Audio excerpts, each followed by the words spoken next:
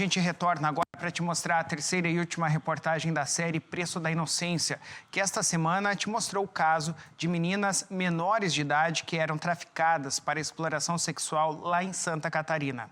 Na reportagem de hoje, nós vamos te mostrar um balanço de casos que foram registrados desses de exploração sexual infantil no ano passado. Confere comigo.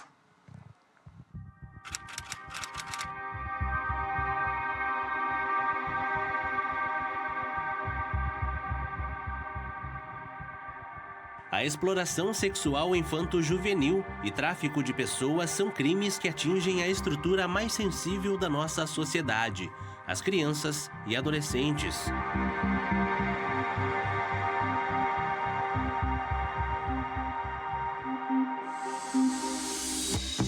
Segundo o Anuário de Segurança Pública, a cada hora 3 crianças são abusadas no Brasil. Cerca de 51% têm entre 1 a 5 anos de idade. Todos os anos, 500 mil crianças e adolescentes são exploradas sexualmente no país. E há dados que sugerem que somente 7,5% dos casos são denunciados às autoridades. Ou seja, esse número, na verdade, é muito maior.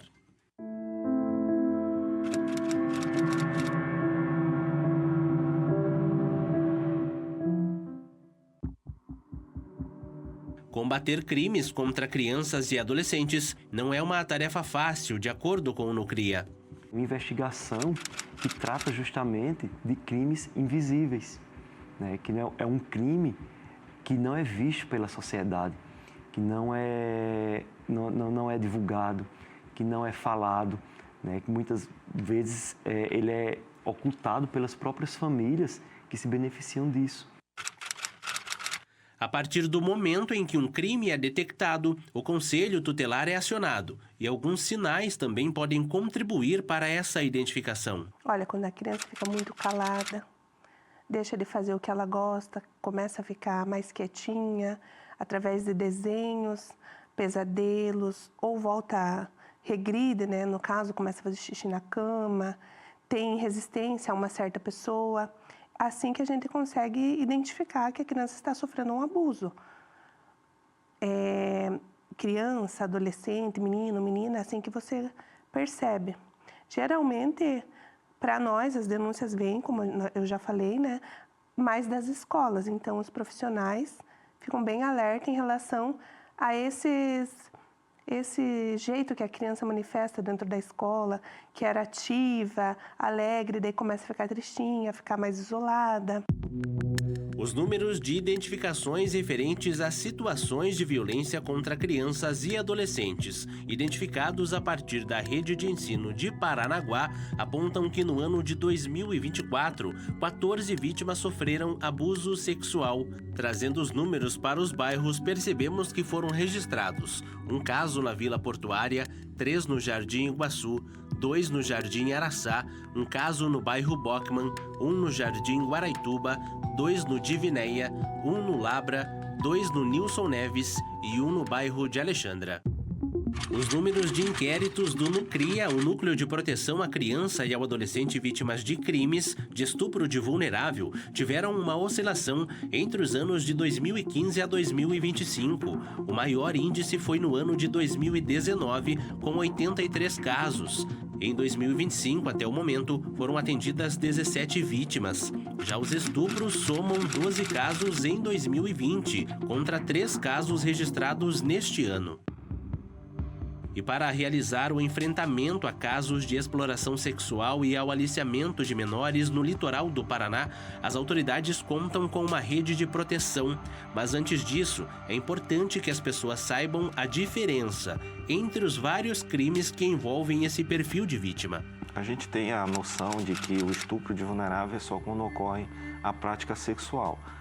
O que está correto em partes, porque se você levar em consideração que apenas uma passada de mão, isso já caracteriza estupro de vulnerável. Não precisa ter a relação sexual para que o crime seja materializado. Por outro lado, a importunação sexual ela é caracterizada quando o agente fica incitando ou tentando que essa adolescente tenha uma prática sexual, seja através de meio eletrônico, ou seja, por conversa física, em que ele chama ela para ir para algum canto, para que eles tenham algum tipo de namoro, alguma coisa assim. Essa é a importunação sexual, quando não há um contato físico, quando não há uma relação sexual, caracteriza a importunação sexual.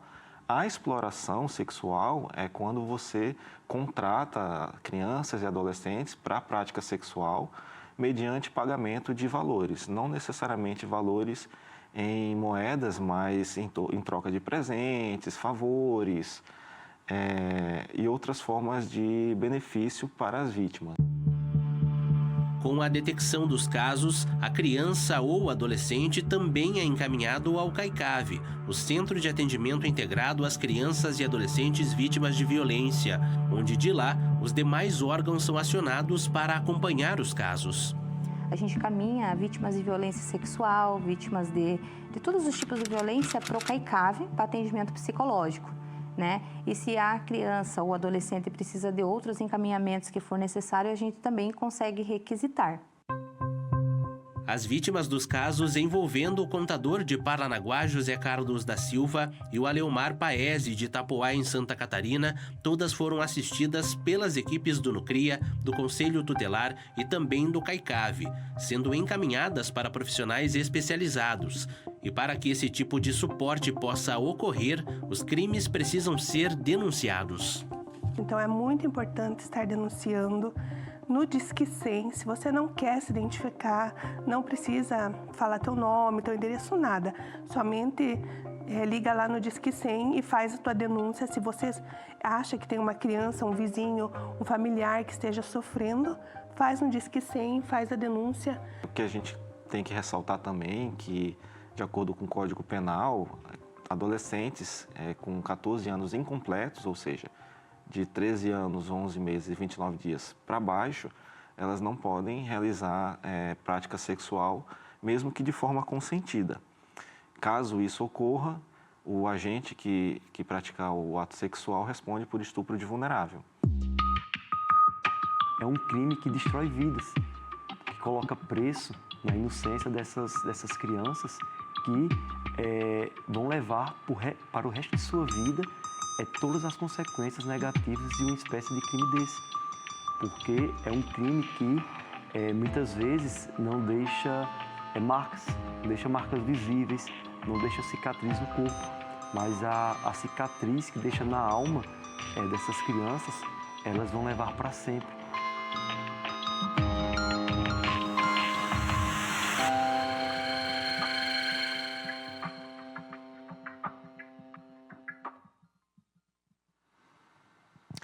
Olha, a gente trouxe esses números, né, nessa última reportagem da série, mas eles com certeza não chegam perto do que de fato acontece sem chegar ao conhecimento da imprensa, sem chegar ao conhecimento da polícia, infelizmente. A gente caminha para que no futuro o mundo enxergue esse tipo de situação com mais coragem, e quando eu digo coragem eu falo dessas jovens, de crianças, meninos e meninas que tenham coragem para denunciar um pai, uma mãe, como nós mostramos na série, um tio, um avô, um amigo da família, enfim, pessoas que sejam próximas, que elas tenham coragem para fazer essas denúncias e esse tipo de crime seja cada vez menos praticado. É muito difícil a gente tocar nesse assunto e eu quero parabenizar, primeiro de tudo, a equipe da TVCI que produziu com muito esforço, com muito mérito essa série de reportagens, desde a reportagem, a produção, o pessoal da edição, da finalização. Parabéns, porque é uma qualidade de material espetacular. E quero agradecer também aos profissionais que trabalharam junto conosco e que deram entrevistas, como os delegados que participaram, trazendo essas informações, enriquecendo essas reportagens. E para você que está em casa agora, eu quero mais uma vez, a gente fez isso durante toda a semana, mostrar os contatos aqui, por onde que você pode denunciar casos de exploração sexual infantil. Aqui a gente tem da Polícia Civil o número 197, por onde você pode fazer essas denúncias, ou então pelo Disque Denúncias, que é o 181. O Disque Denúncias Nacional, gente, é o 100. Também vale fazer por ali, tá?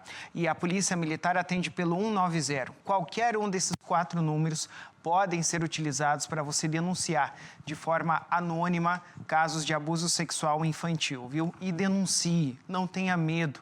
Esses bandidos e essas bandidas têm que pagar pelos crimes que cometem, arrancando a infância ou a juventude daquelas pessoas que são exploradas, portanto, por essas pessoas, tá bom? Bom, vamos